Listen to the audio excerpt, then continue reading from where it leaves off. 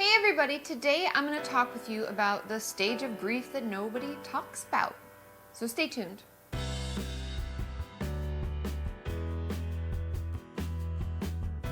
So like I said, today I'm going to talk with you about the stage of grief that no one actually talks about, and that is the potential feeling of relief. And I don't mean that when someone that we don't like passes away or someone who's been horrible to us, maybe an abuser. That's not what I'm talking about. What I'm talking about is when we have a loved one who slowly declines, and maybe we're their caretaker, maybe we're their spouse, maybe we're their child, and we've had to take care of them, right? We can feel a sense of relief when they pass away, and that doesn't make you a bad person.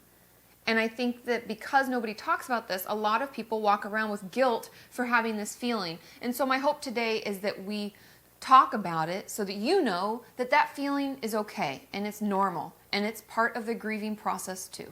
No one enjoys watching a loved one suffer. Anybody we care about, we want to make sure they're happy and healthy too. But there are things like cancer, Alzheimer's, just to name a couple. There are hundreds and hundreds of diseases and issues that people can go through that put them in a declining health situation where we kind of slowly watch them die. And it is really, really difficult. I can even speak personally with when my dad passed away. It wasn't like, boom, he just passed away. He was ill for a while. And if that had prolonged, let's say years and years and years, even though I think it was probably about 2 years long, it was really hard on my mom. And she was essentially his caretaker.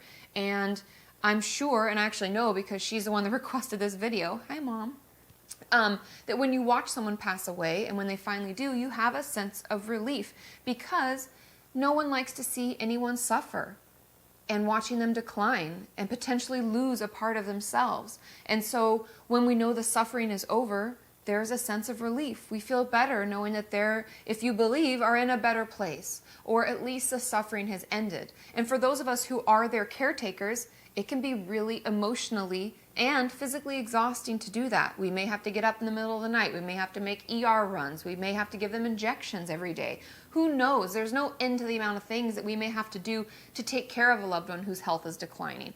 And that can be really taxing on ourselves. And so along with watching them decompensate, we may be decompensating. And so I think it's really important that we recognize that relief may be another stage of grief, and it should probably be added in, especially for those who have long-term illnesses.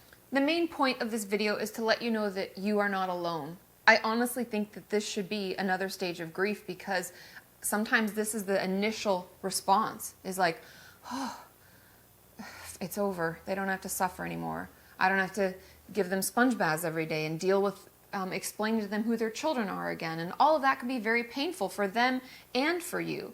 And so know that relief is a very normal experience. And the best thing that I can recommend for all of you, I actually went through some training at a hospice for grief and grieving counseling down in San Diego. And many hospices and many hospitals offer grief counseling, and they offer support groups for caregivers. And I would encourage you to get on that, get in that. It's so helpful to hear from other people, hear their stories, hear what they're going through, and recognize that all the things that you think are bad or you should feel guilty about are normal, and it's okay. And there's nothing like hearing other stories and feeling supported by people going through the same thing. And so if you can find a hospice or a hospital in your area that offers those, please, please, please sign up and give it a try. You don't have to talk the first time or say anything, but it can just feel really good to know that you're not alone in these feelings, because relief is okay. When suffering happens, when it ends, there's relief, right? There's no guilt that needs to be associated with that. And the sooner we can start talking about it and processing it, the less we feel like we need to hide in the shadows and pretend that it doesn't exist. I hope that you found this video helpful. I know that grief is a really tricky subject to talk about, but the more we talk about it, I know myself personally, the more I talk about it, the less it bubbles up in bizarre situations, the less I cry randomly. It really makes everything better. And sometimes just talking about this can take a little load off our own shoulders and help us feel a little bit better. So use the comment section to help that, because we're a community working together. And if you want to check out my other video about grief and grieving, you can click here, and I will see you next time. Neither mic was on, so nothing got recorded. What do you mean we made 12 videos, but none of them were recorded? Let's start over.